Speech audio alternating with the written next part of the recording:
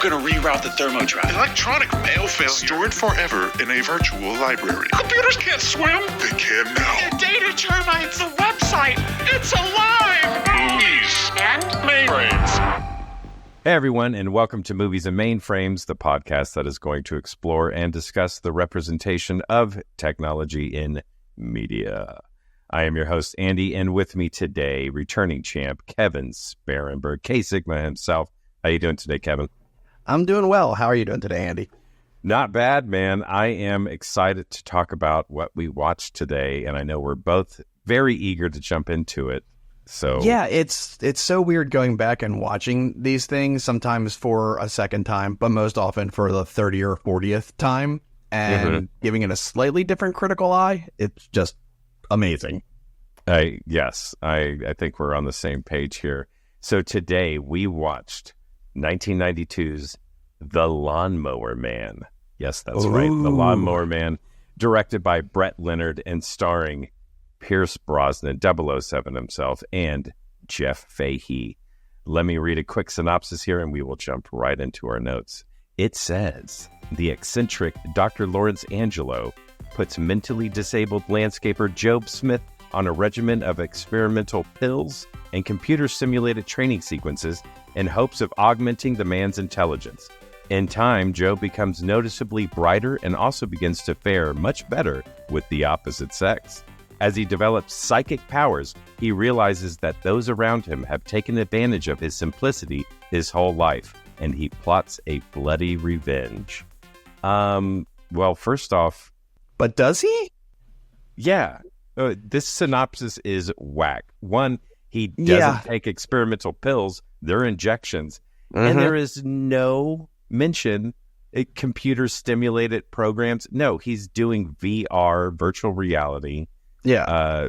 Whatever you want to call it. And he doesn't really have like a diabolical plan or whatever. Like he's got a plan, but it's not like he's going out for revenge against everyone. There are very specific people he targets for most of the time very good reasons. Yeah, completely agree. These Google, you need to work on your synopses.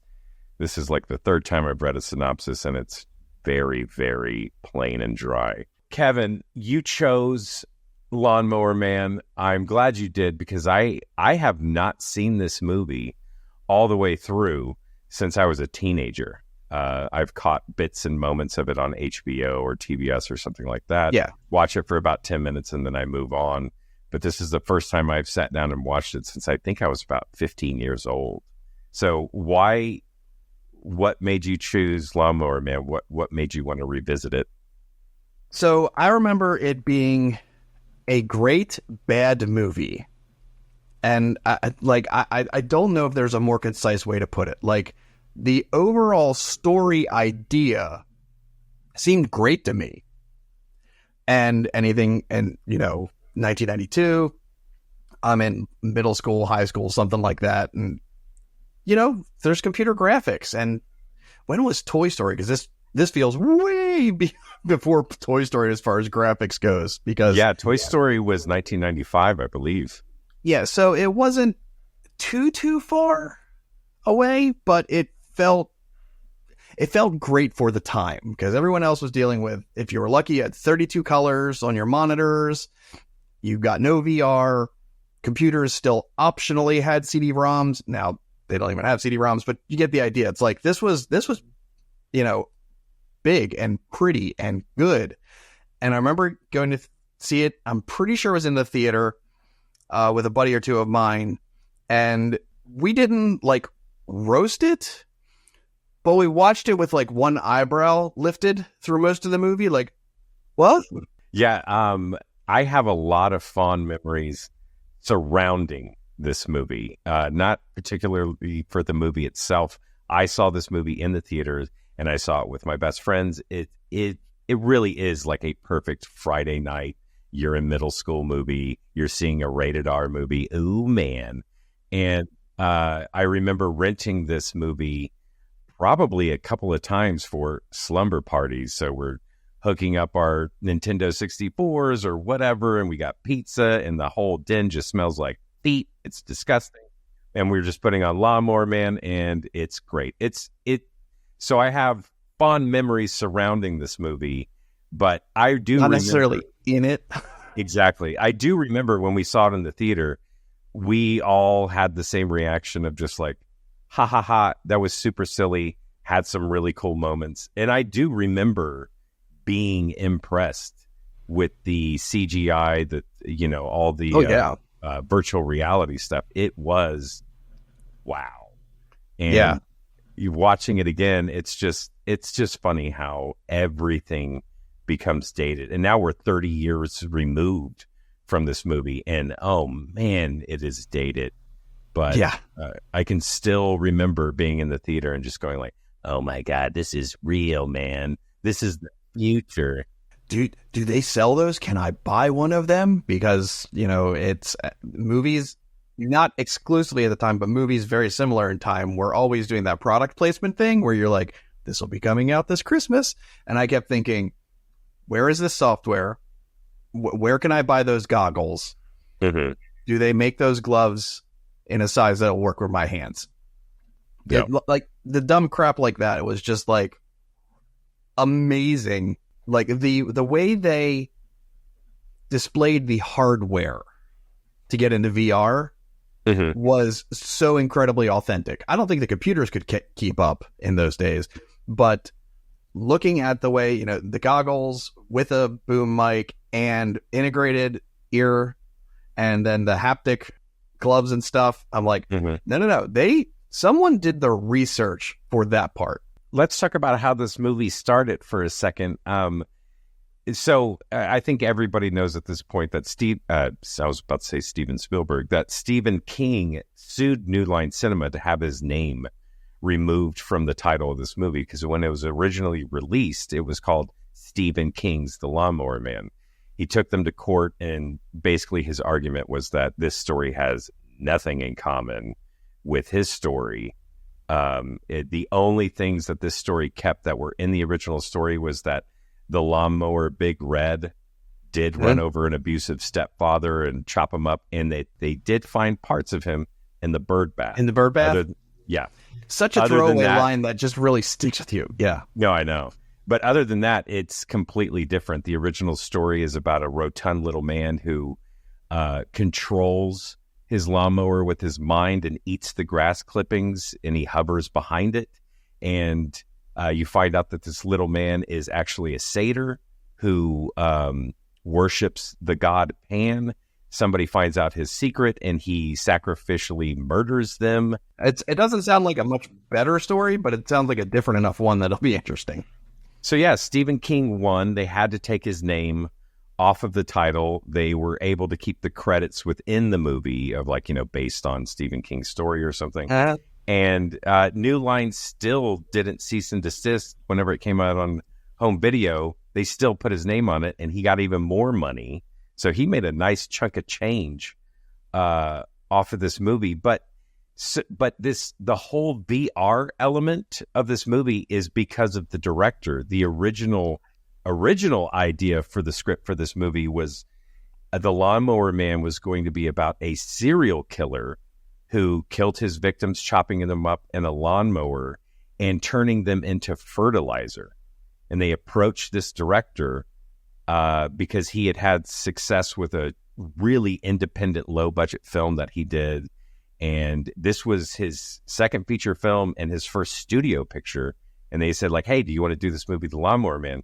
And good on him. He was like, no, I'm not interested in that story. But I have a story for you. And he pitched the whole VR element because this guy, the director, is really into VR. And he still to this day works in virtual reality media. He just released a movie last year that's feature length that incorporates old-fashioned, movie storytelling with VR elements. I haven't seen it, but good on him. He's really at the forefront of experimenting with. He's virtual got his passion reality project. Media. Good on him. Yeah, exactly. And he got a studio to pay for this. So it's just weird how this movie morphed into this. And at the time, virtual reality in 1992, very, very brand new thing. theoretical in most discussions, really. Yeah. So I want to ask you quickly, what was your first experience with virtual reality? Because I still remember mine. Yeah, with actual VR. Yeah. I had a Samsung phone, and they gave me one of their VR headsets free when I bought that Samsung phone. And then I put the headset on and then realized that, oh, I also need to hear. So I guess I need to pair my headphones, which don't wrap around. And, oh, these things don't fit with my glasses. And I was like, that's it. I'm done with this. Yeah. That was, I mean, other than like spending in the mid to early 90s, spending like the $2 to play that one VR video game at the arcade. For me, just the glasses thing kind of ruined me because like none of them were adjustable and took care of it. No, I remember the first time I experienced VR, I was at the Dallas State Fair, of all places. And they had... Okay, yeah. Yeah, so I'm at the State Fair, and they had this tent/booth set up where they had this VR setup. It was a game. And so you go into the tent, and they had... you put on the goggles. They didn't have gloves, but they had a gun. And when you held the gun, you saw the gun in your VR display.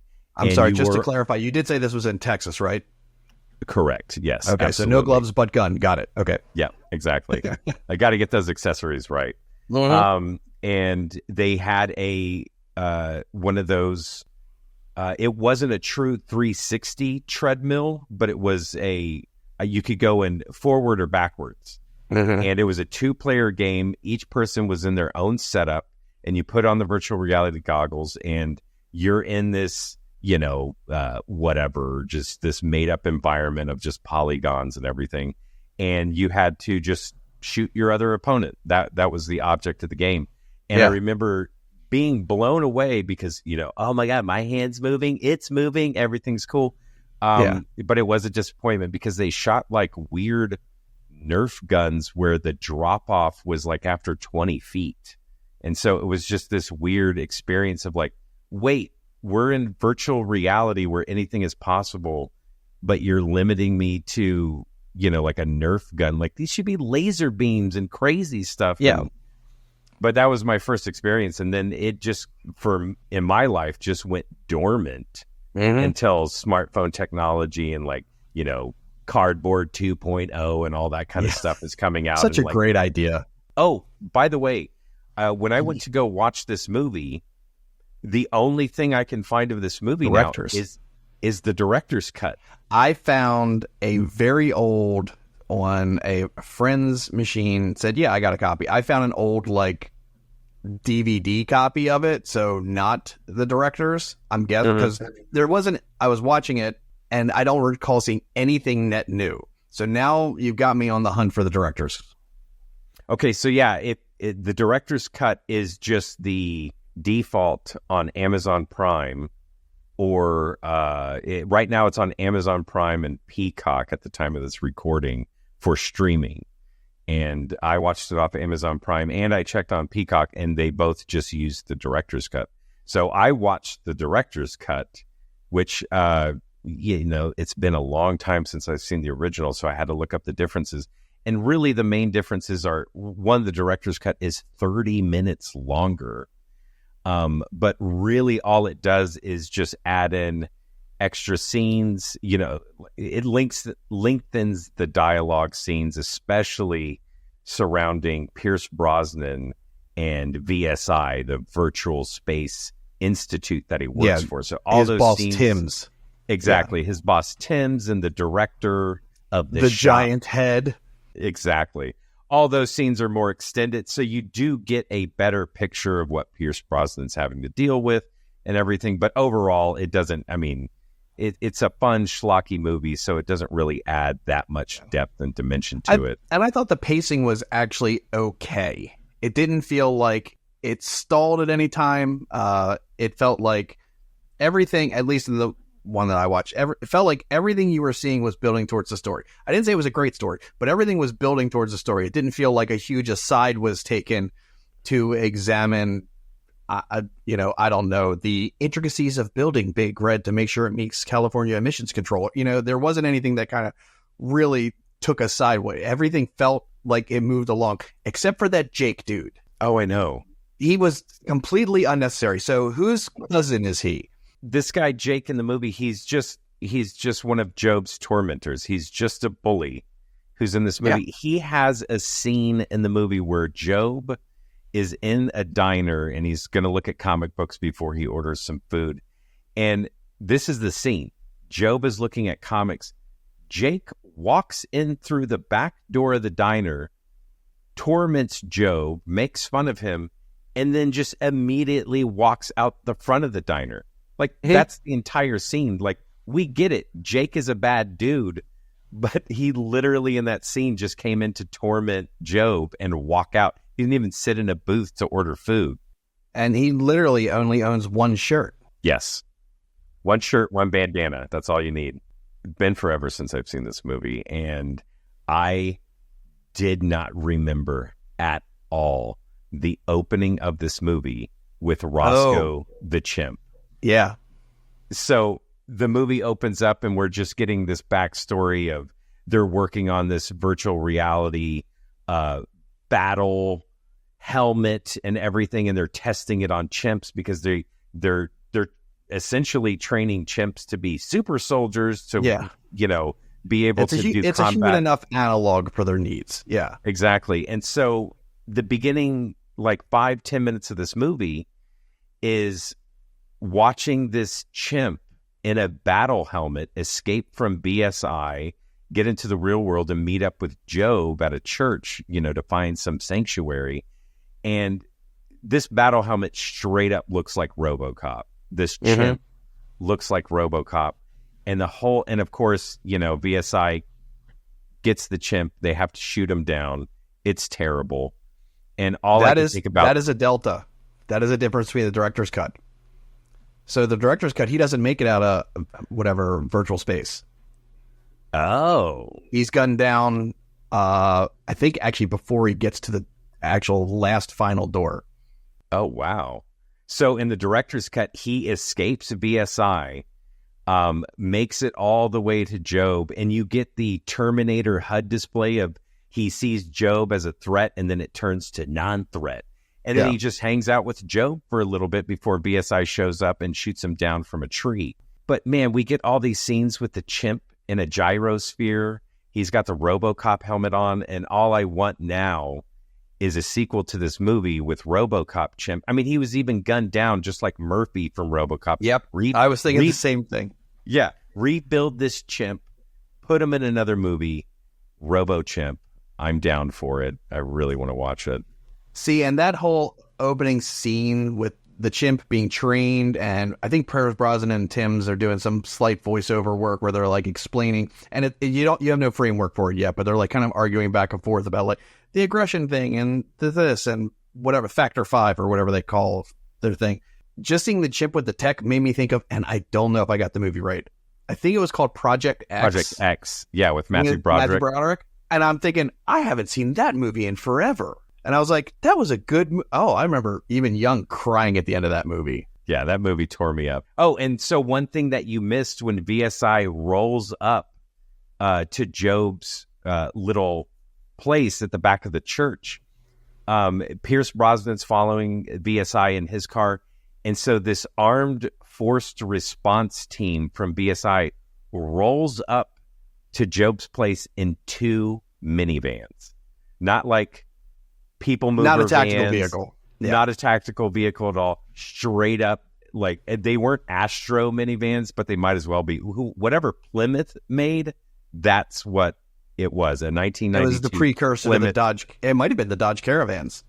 Maybe, but yeah, they're just the classic weird trapezoidal minivans, and I was like, yep, nothing says intimidation like 2 minivans just rolling up. In fairness, they were rolling up to a church.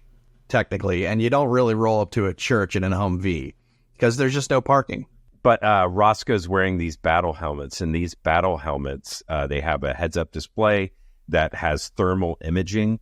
It has an audio fingerprint signature thing. Not sure what that's about. And then object tracking. Yeah, Because it looked at the yes. guy's, it looked at his holster, identified it as a weapon, and like literally told him like, go get it. Exactly. Yeah, I love that deep, finish him voice that keeps showing up throughout the movie. But man, if I was wearing this battle helmet, I would be aggressive and I would go crazy like this chimp as well, because it's just filled with sound. Everything is just humming and dinging, and there's just this just omnipresent sound all throughout everything that he does. And it's like, oh my God, that would drive me insane. That's already bad enough, your watch bings, your computer dings, your phone chimes, and then if you have to wear that on your head, and my guess from the way they were describing it is that since he broke out of his cage, a la lockpicking lawyer style, he obviously wears that helmet either by choice or can't take it off. And I'm like, I don't like either of those choices. No. Also, how great is that battery, though? Jeff Fahey shows up after Roscoe is terribly gunned down. And the first thing I could think of after, on the rewatch now is Jeff Fahey is Simple Jack. I feel like Simple Jack from Tropic Thunder, Ben Stiller's, it was modeled after Jobe. I mean, it's down to the color of the shirt and the huge overalls, and it just made me crack up seeing it now and like, oh hey, it's Simple Jack. I remember seeing this, and even in those days, I wasn't always good with actor names. I've gotten better, but like Pierce Brosnan, I recognized from something else that I had seen, and Fahey I recognized from a couple things, but he always seemed character actory. Like he never seemed leading, and I can't see how that would have helped this, because I don't think Pierce Brosnan had his huge blow up by this time either. He was a huge television star, but this was right. like, he had done a couple of feature films before this, but this was like his first big movie. But otherwise, he was Remington Steele. And at the time, it was very publicized that he lost out. He was supposed to be Bond and lost out because of head of NBC, I forgot his name right now, extended Remington Steele for another year. And so he lost out on Bond. And that was highly publicized at the time. I'm a huge Bond fan, so I even remember back then that, oh, Remington Steele's going to be Bond. Oh, now he's not. Now it's Timothy Dalton. Who is that? And then, who's that guy? And who's then that T. Dalton ends up being like one of my favorite Bonds. Not great movies, but I like him a lot. Yeah. So let's talk about Jobe for a second. So my first question surrounding Jobe is, who is dyeing Jobe's hair? I mean, that is the most unnatural hair color. And one, he lives at the church, so the priest is not buying his hair dye. He's not getting it. I don't know how he's getting that hair color, but it's a very strange choice to have Jobe look like that. I mean, dye job was bad. He had a very limited wardrobe. Yes. And Fahey, I think, did a really good job at the innocence. Agreed. He felt, I'm going to use the word simple, but it felt like he was embodying a young child. Agreed. No, I think Jeff Fahey was actually very good in this movie. One, I'm a huge Jeff Fahey fan. I remember I saw Body Parts the year before this movie came out, where he plays a serial killer, and he was great. And I remember him from, I think he was in like 2 episodes of Miami Vice as like a gun runner or something like that. And he's awesome. And he's always just been a fun character actor. He shows up. But his hair's been better. Oh, yeah. Man, you should see him in Miami Vice. He gives Crockett a run for his money. That dude is slick. And so, yeah, no, I agree with you. He does a really good job of like having the innocence and naivete of a child at the beginning. And the thing I like about his performance is that he doesn't just do the jump of like, oh, I'm a child and now I'm very intelligent and sinister. As the movie progresses, so does his intelligence and so does his demeanor. Because if you look at those middle scenes, it is like a nice middle ground of like, oh, he's still childlike, but now he's really questioning things. He's got a more discerning eye towards things. And yeah, I think he did a great job. But he wasn't like bipolar about it. He wasn't like, yes, child, and then immediately snapped to like super, like it was a progression of age. It was like 5 to 6 to 8 year old, then like early teens, then latter teens, then yeah, it was actually a really, I don't know whether it was screenplay. A lot of it was his acting, honestly, but the screenplay and the pacing felt right for that intelligence gathering. And you're right, the interpretation of the world. And I like at the end, and besides whenever he's at the end, like the full-blown cyber god Jobe, towards the end of the movie, whenever he's exacting his revenge on people, I like it. He doesn't play it as like, now I'm just pure evil. He almost plays it like he doesn't want to do this, but he's trapped, like this is the next step for him to evolve and become pure energy. He just plays this part very, very well. He really does carry this movie for me. Dr. Lawrence Angelo, played by Pierce Brosnan, he meets up with Jobe because Jobe conveniently mows his lawn, and he wants to continue his research in private. VSI has put him on hiatus with the whole fiasco with Roscoe. And so he starts running his experiments at his home on Jobe. I had to write it down because Dr. Angelo, while he's talking to Timms, says that virtual reality holds the key to the evolution of the human mind. So yes, it's serious business with him. And he starts doing these sessions with Jobe, so they have this drug that they give him, which I'm assuming helps open up his mind. They don't really explain too much what the drug does. And then they just do these VR sessions with him. And the VR sessions, from what we see, there's in a couple of the scenes, is he's going to do a cortex, stimulate the cortex of Jobe. Yeah. And I love it because they show the UI, and Pierce Brosnan's character, Dr. Angelo, has his haptic glove on, and it shows a 3D scan of Jobe's brain or a brain. Mm-hmm. And then there's these 3 options, like in a toolbar off to the right. And one of the options, it looks like a spiky red ball. And that's what Dr. Angelo uses. He grabs a spiky red ball and places it on the brain. And that's what causes the cortex stimulus. Mm-hmm. But there's 2 other options. One option looks like a chalice. Don't know what that does.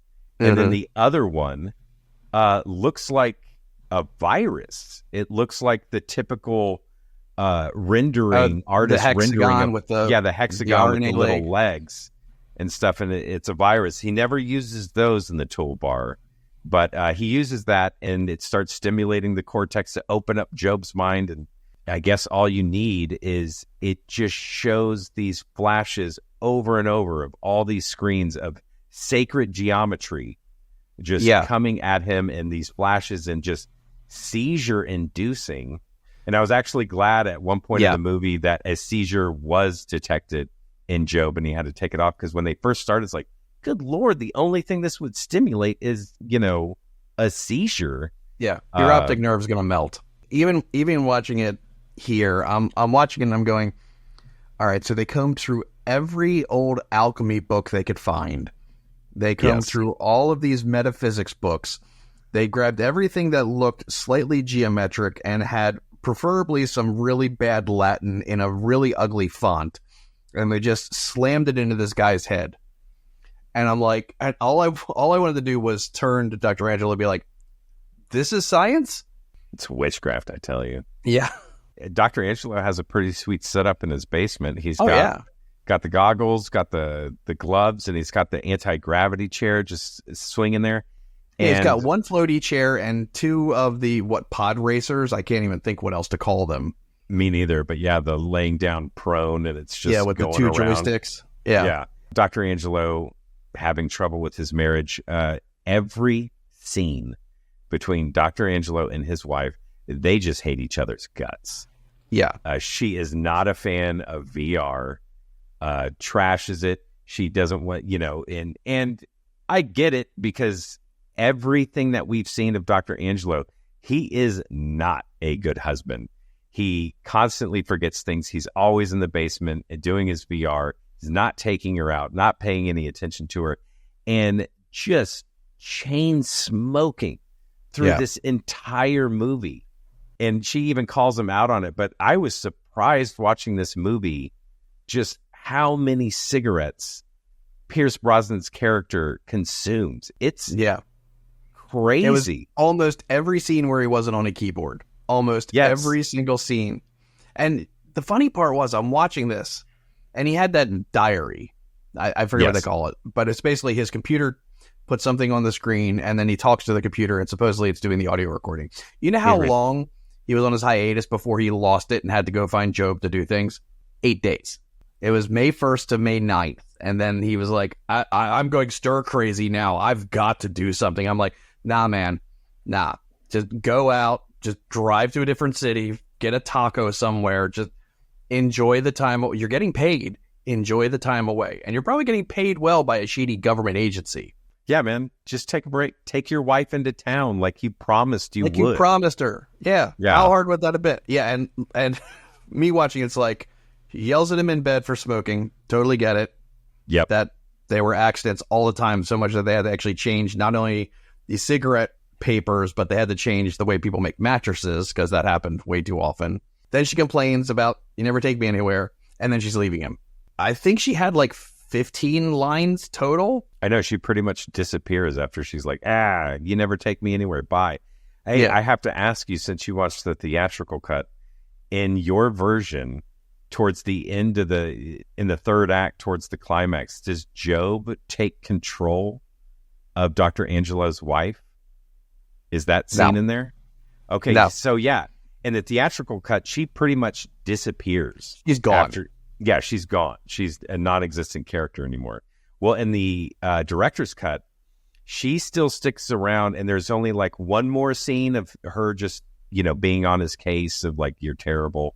But at the end, when Jobe is taking control over people's minds around town and, making them do his will, Dr. Angelo comes home and his wife is there, and she's just, she's like a Stepford wife. She's dressed in like this 50s style dress, and she's baking for him. And she's like, what would you like, honey? Oh, you're the best husband ever. And Jobe actually uses her and uses her for a gunfight in the front lawn of Dr. Angelo's house. And she's gunned down with an Uzi. All I could think about was this character of Caroline, his wife.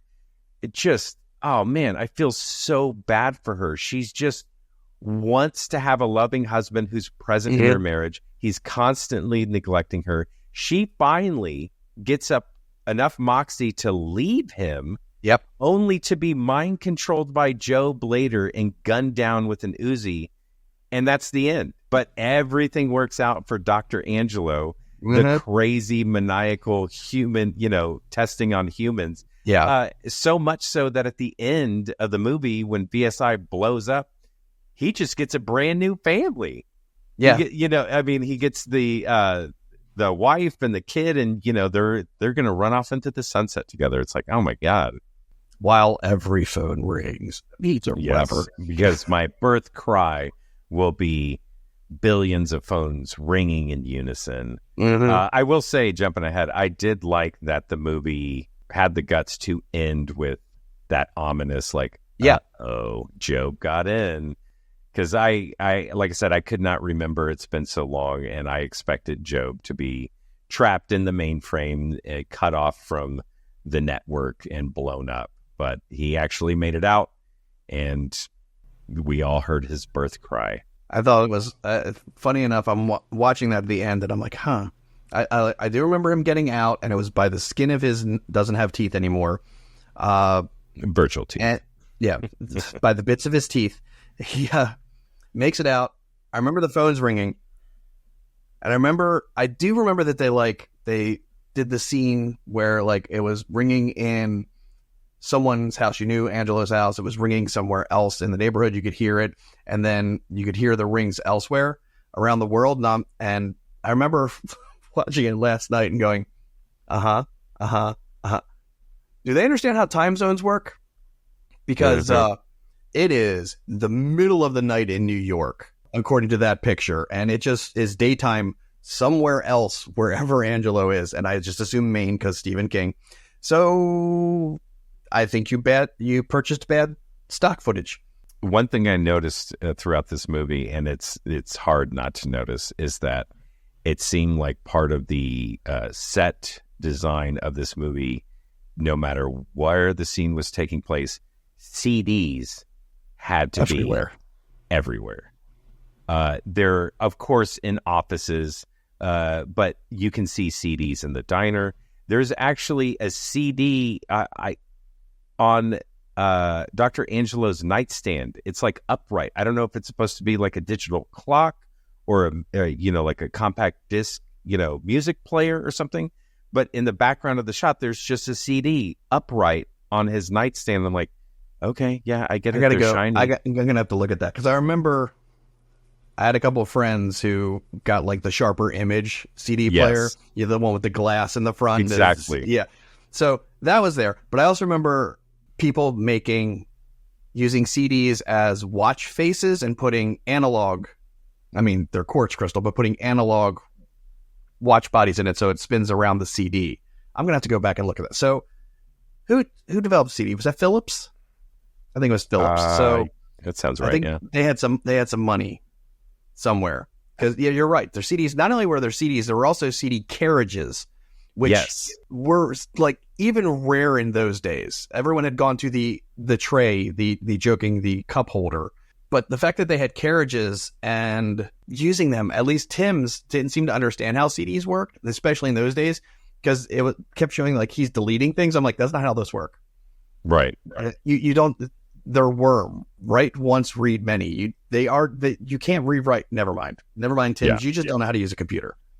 No, so much so that his office setup is ridiculous.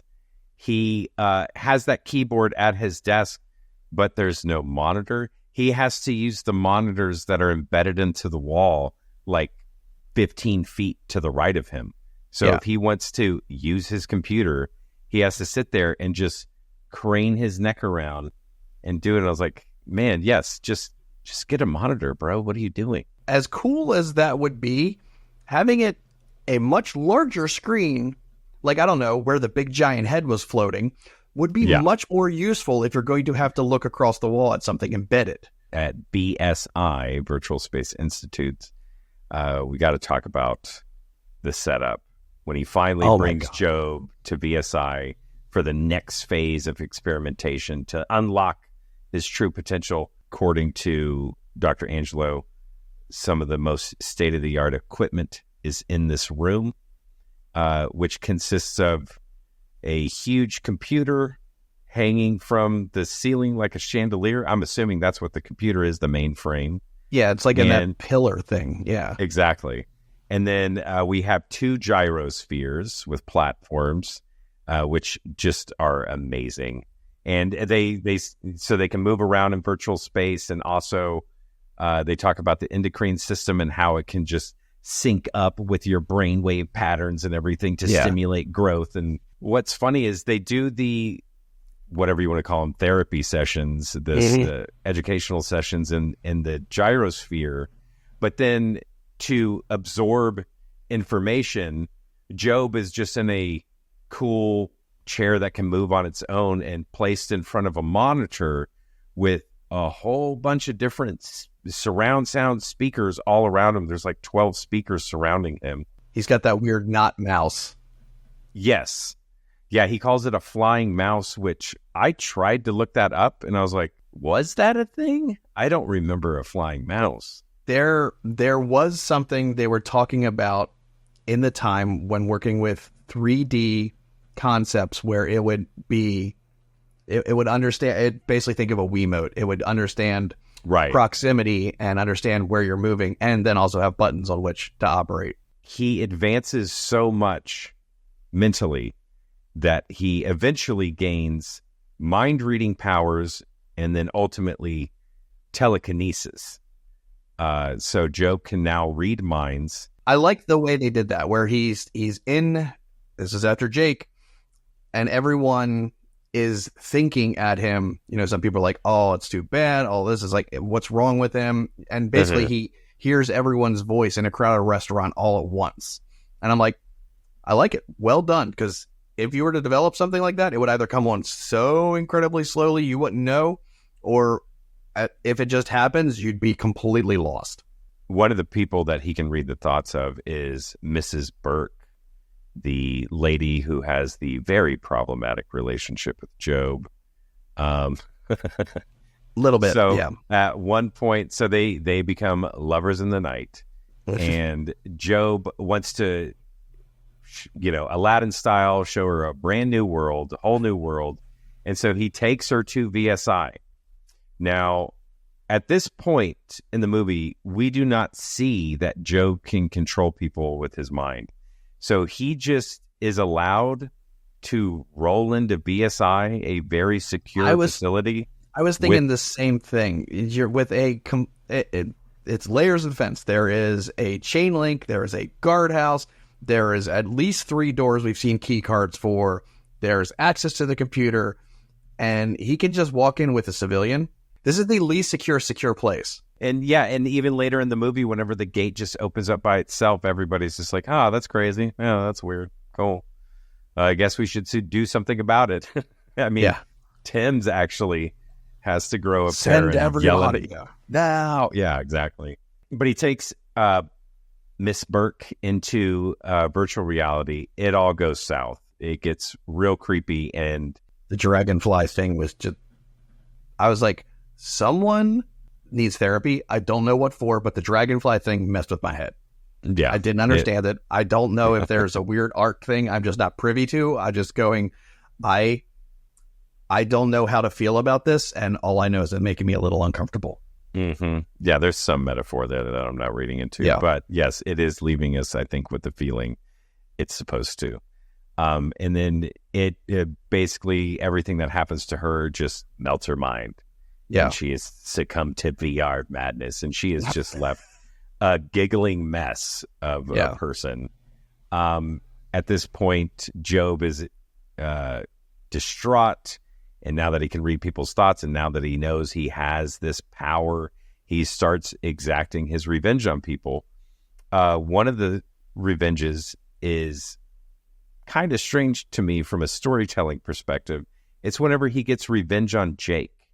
So Jake, his constant tormentor, there's an early scene where Jake approaches Jobe while he's filling up a gas tank, and Jake is smoking, and Jobe tells him, like, "No, that's dangerous. You can't smoke around gas, this and that." And of course, Jake pops him one and, calls him a loser. And so whenever Jobe catches up with Jake at the gas station, I was waiting for a Zoolander moment. Yeah, exactly. I thought he was going to have some clever one-liner of like, you should quit smoking, or, it's dangerous to smoke, or I told you it was dangerous. Yeah. And I thought he was going to light on fire. But no, he just traps him there with the gas hoses. And so, yes, projects his virtual reality face that has lawnmower teeth to go over his mind and make him simple, basically, and leave him catatonic space. The lawnmower man, the big red / Max Headroom avatar goes into Jake's mind and shreds it. And don't get me wrong, like, we only saw a portion. Jake might have been a jerk for the last 30 plus years, and not necessarily warranted, but I feel like, at the gas station, you have a missed opportunity. I have a feeling that was probably a budget thing, that it's expensive to blow up a set and make it believable. The only thing I can think of is that they didn't do that because they already committed to setting the priest on fire. Which was so bad. Yes, so bad. And actually, in my research for this, I believe that priest getting set on fire was the first instance of motion capture in a feature film. I could be wrong, but everything points to 1992's The Lawnmower Man. That is the first time in a feature film motion capture was used on a person for, for that purpose. Listeners, if I am wrong, please point it out. But I can see that because also the bubble / dot pixelation of people where they turned into whirlwinds, that looked so much better. I mean, traumatizing, but visually that looked so much better than the fire. Yes. That you should have just done, like, why does the priest get fire, but the bully who you've warned about fire gets, comatose? And then the random people, it didn't pay to be a staff member at that virtual space place because they all got turned into bubbles or dots or pixels or whatever you want to call it. And like a lot of them broke apart. I don't think we ever saw Tim's broke apart. I think he was just kind of circling in a cyclone of bubbles for forever, it does not sound good. The last time you see him is Pierce Brosnan walking past him. And yes, he's just in a swirl of molecule bubbles. So hopefully he died in that explosion and he's not forever trapped. Yeah, but all the revenges just seem a little out of place. It feels like Jake should have gotten fire. If you're going to do the priest, either make him simple or use your telekinesis and crucify him. The imagery and everything would have been like, oh man. And then the only one that's, I wouldn't even say fitting, but feels quote unquote satisfying is whenever the abusive stepdad gets eaten by Big Red, which I love because you can completely see the wires on Big Red as it just jumping out of the house. Now, don't get me wrong, Big Red, if it's a machine, it's gorgeously made, works great. Don't like the exposed blades, but maybe that's a stylistic choice. I really don't agree with the exhaust pointing right up in your face. No, exactly. That is a personal thing. Again, I don't think this would pass California safety emissions, but maybe I'm wrong. But it did sound good when it ran. Yes, the thing had some throat to it. A little throaty. It had split pipes. So Jobe loves mowing lawns. It's his zen. It's what he's good at. But every time they show him mowing a lawn, he's actually not very good at it. Those blades are set way too low. Like every time he runs over grass, I can just see the turned up dirt. Yeah. It's like, man, you're not and even we're not talking good. Near the end where he's like just controlling with his mind from Burke's house, Mrs. Burke's house. The very first instance you see him mowing the lawn, it's like, dude, you need to bust those blades up about an inch or so. We're at the end of the movie. Jobe is decided, I am going to become a cyber god. I am going to go. His plan is I'm going to go to VSI. I now have the knowledge and all the power to turn myself into pure energy, into a digital being. And he is going to insert himself into the mainframe as a stopping off point to put himself out in the movie. They say the neural net. He is just going to be, throughout the net, throughout electronics, throughout the world, he is going to be a cyber being. And he says that, he's going to cleanse the earth of, our diseased humanity, all this kind of stuff, usher in a whole new world, next step of evolution. And so he gets to VSI, he gets into the gyrosphere, he's in the mainframe, and he succeeds. He gets into the mainframe, and he is now a pure digital being. He has left the physical world behind. But whenever that happens, Kevin, that I do not understand whatsoever. The Capri Sun suit? Oh my God, that is the perfect analogy. Yes. The Capri Sun suit. He gets into the mainframe and his suit just compresses and sucks down just like a Capri Sun. Hear the noise? Yes, it makes it was great.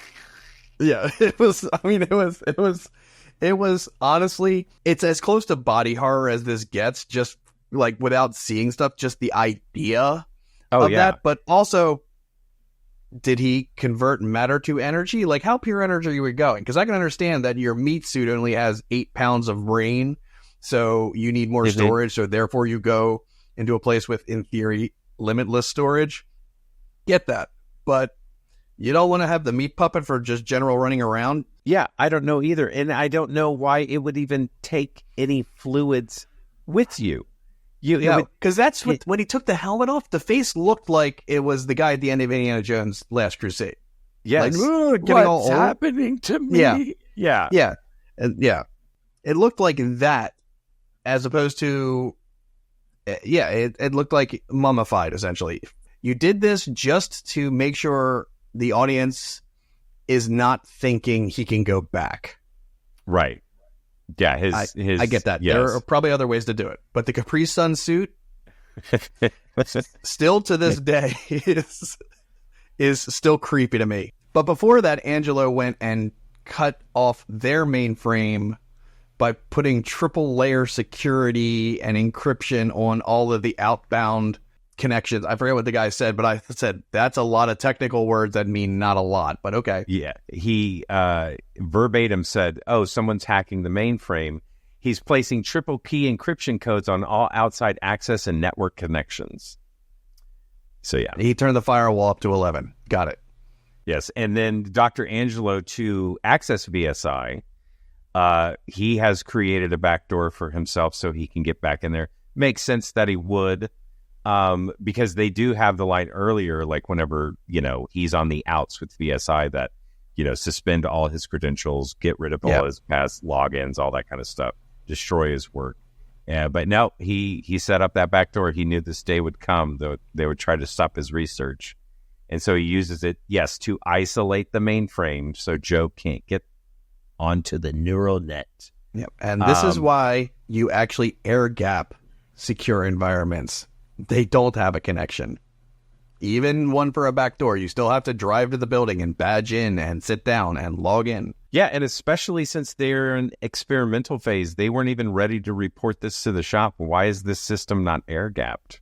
Yeah. You're just leaving yourself open to corporate espionage or whatever. Yeah, industrial espionage is a thing, and you should be better about it. I mean, if Silicon Graphics saw what you were doing, they would have totally just made everything again and just slapped their logo on it and sold it everywhere. We have our showdown between Dr. Angelo and now Cyber God version of Jobe inside the mainframe, and it is cool. Yeah, I mean, Jobe his full body avatar is weird. I mean, the fact that it kind of has tiger stripes in inverted colors when he's angry, then he's all gold, then it's back and forth. I get that. That's fine. The hexagons everywhere. Access denied. Access denied. Access denied. Access denied. Access. I was like, that's going to get old. What could Angelo do? The only thing he could do is distract him while I set up the C4, which I'm assuming is C4 because of the colors. Absolutely. But I'm also like, dude, you know how these computers work, right? Presumably you are smart enough to understand how computers work. Why are you bombing a hallway? Put a bomb at the mainframe and at the backup power supply and the primary power supply. Those are the only three places. And if you want to get a little XE, at your D mark where your network connection comes in. You have 6 bombs, 4 of them would be enough, and then you got 2 for, I don't know, whatever you want to do in a quarry somewhere. Exactly. But no, that's a good point. I didn't even think about that. Yeah, he is just randomly placing C4. Luckily, he kept one for the mainframe. Mm-hmm. Yeah, he's just like putting them, I'm going to put this one by the store. I'm going to put this by the desk over here. That sounds good. Just wants to make a mess of the place. Here's the question. If Tim's didn't go behind Dr. Angelo's back and replace his neurogenics, whatever, with that factor 5 stuff that made the chimps go crazy aggressive, would this have been a different thing? Like, would Jobe have just been continuing to get better and better and wouldn't get, I don't know, a weird God complex? And if they would have kept it and if it would have worked the way it would have made Jobe not have that aggressive factor that, was a problem with the chimps.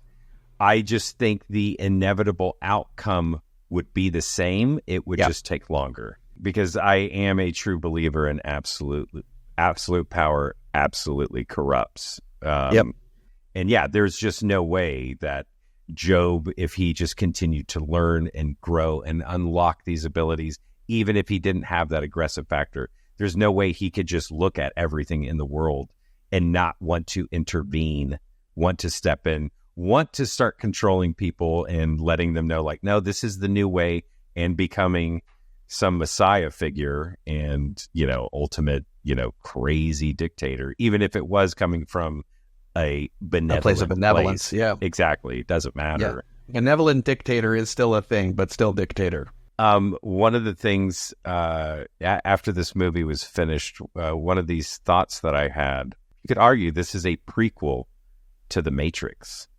I was thinking the same thing when they're basically like throwing those adapting brainwave, injecting, or whatever the computer says when Dr. Angelo is literally throwing the brainwaves into. I was like, I'm going and I'm just going, I know Kung Fu. And then this one is, exactly, I know Kung Fu. And then when he's done, it's like, show me. I know Latin. Yeah, I know Latin. Both of these. So he, at the end of the movie, Jobe makes it onto the neural net. He does his birth cry of all the phones ringing. From there, he would go on to enslave humanity in a false reality, which that's what this whole movie is about, virtual reality and everything like that. In both movies, they use these, the phone as these conduits to in between the worlds and everything like that. And Jobe even uses the same language as Agent Smith and the architect, where, humanity is a disease and blah, blah, blah, and all that kind of stuff. And after the movie was over, I was like, sweet, I am going to treat The Lawnmower Man as the prequel to The Matrix and just forget about the Matrix sequels. That is my...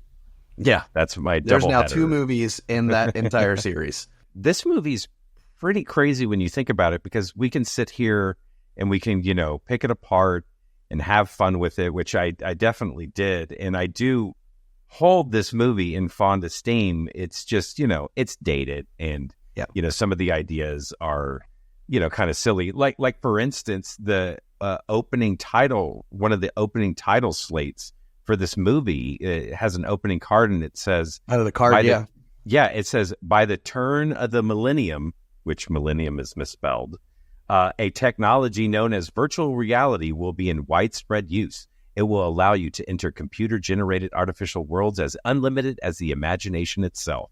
Its creators foresee millions of positive uses, while others fear it as a new form of mind control. So...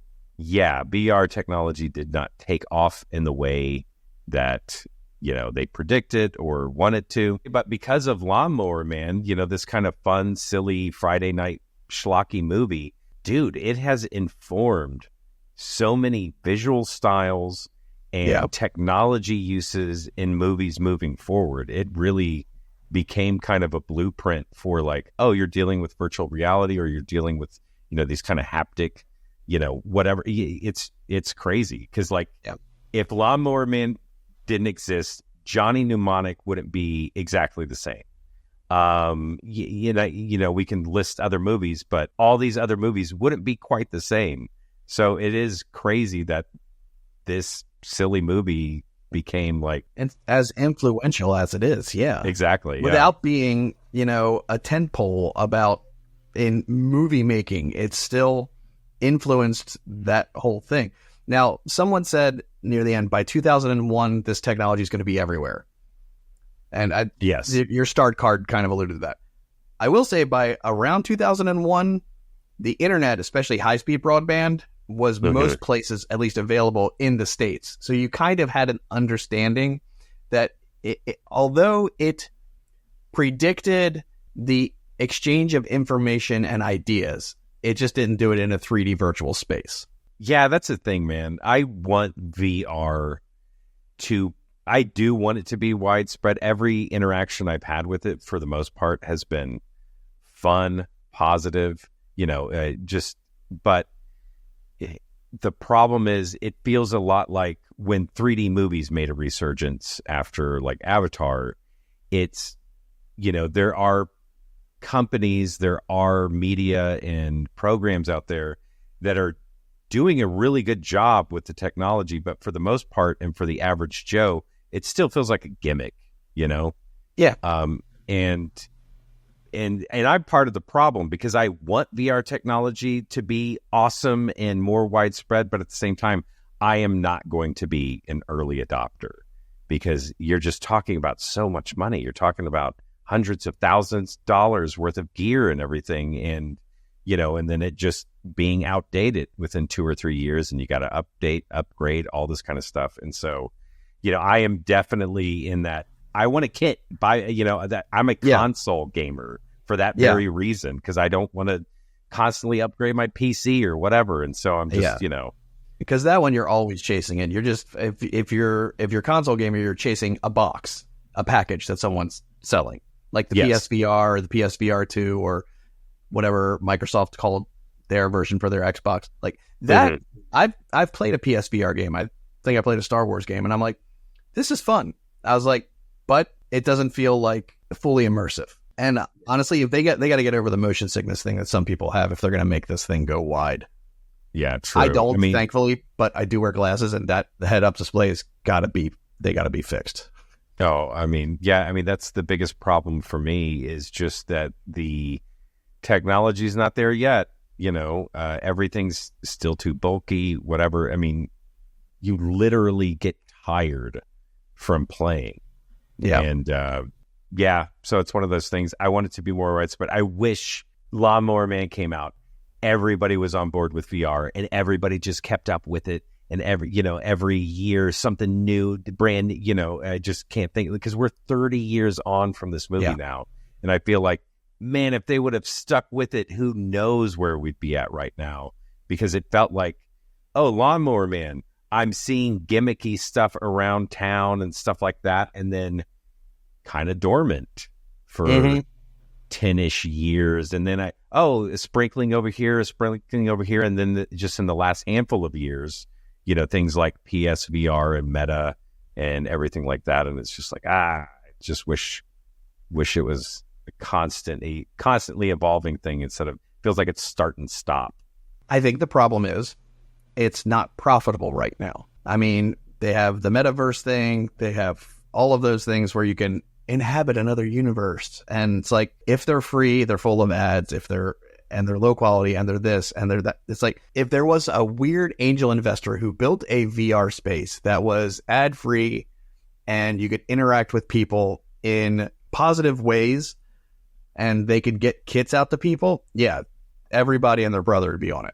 Well, hey, everybody, that is going to do it for this episode of Movies and Mainframes. I want to hear from you, so please go to thwack.com, look for Movies and Mainframes, leave us a comment. We will see it. You can also reach out an email at moviesandmainframes@solarwinds.com. Send me a message. Wherever you are listening to this on whatever platform, please rate, subscribe, leave a comment. It really helps with that algorithm. And special thanks once again to Kevin. Thanks, Andy. We will be back with another episode, and we are going to log off. And until the next time, we will catch you later. Bye, everyone. Movies and Mainframes.